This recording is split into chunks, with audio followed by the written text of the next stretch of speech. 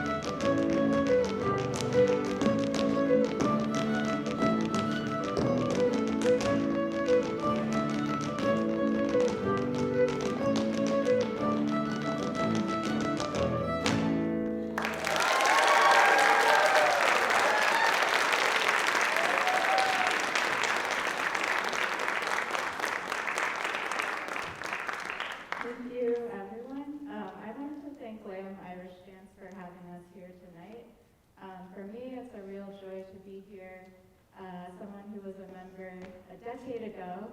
It's great to see the tradition continue. If you're familiar with the Irish dance world, I'm sure you know that many people unfortunately stop dancing when they get to college. So it's a great thing to have Lamb Irish Dance for people to continue dancing. And also it's a friendly place for people to discover dancing for the first time. And I think that our group is in a very similar spirit to that. We do it for the love of dance. We have people from all ages and all different backgrounds.